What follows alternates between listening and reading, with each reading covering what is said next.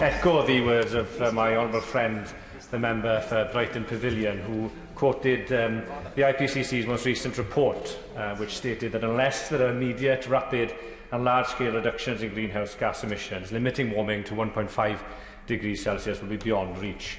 Today we live in a world with global warming of 1.1 degrees Celsius, yet it is a world already ravaged by forest fires, increasingly frequent extreme weather events, a world made poorer by rapid biodiversity loss, and one that is made more geopolitically unstable by profoundly changing climate patterns.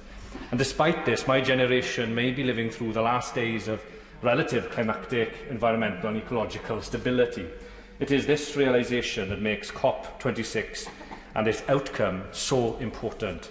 Now, I concede, like others, that the government's net zero strategy published this week was an important but overdue intervention.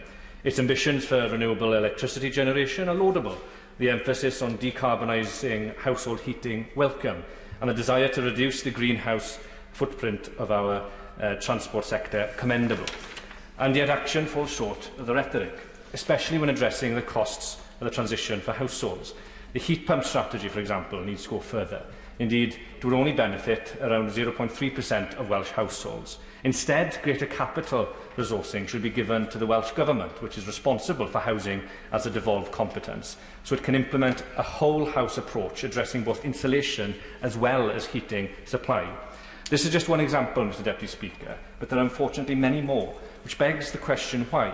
And it seems that the answer lies in the Treasury, and perhaps a hesitancy to accept the climate crisis for what it is, an existential crisis. It is short-sighted in the extreme for some to suggest that we cannot afford the transition. It is the cost of inaction that is unaffordable. The Treasury's net zero review details that the number of natural catastrophes have risen markedly since the 1980s, and Munich RE has calculated that the global disasters has exacerbated climate change by climate change has caused £210 billion worth of losses in 2020 alone. Meanwhile, the Climate Change Committee found that the annual net cost of the next 30 years for the UK's transition to net zero to be £10 billion, or 0.5% of GDP. I will indeed, yes. I'm very grateful to him for giving way. Would he agree that we need to find positive ways of allowing our constituents to be involved in making our cities and towns greener? So, for example, the new 110,000 tree Hempstead Woods in my constituency of Gloucester will give every schoolchild the chance to plant at least one tree, and that will be alongside the green energy from solar, wind and hydrogen that we hope to produce there.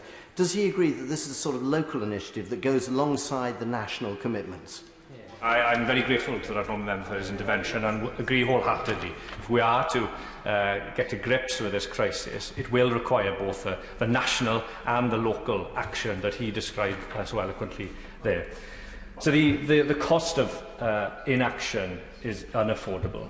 And even if we were to disagree on that point, the alternative, a world aflame, flooded and barren, outweighs any short-term Treasury reservations about the cost of the green transition. So simply, Mr Deputy Speaker, we can and must do more, and I would urge the Government to support the COP President in the final weeks before the summit so that we achieve global successes on emissions commitments, but also to ensure that the Chancellor's forthcoming budget meets the biggest challenge of our age.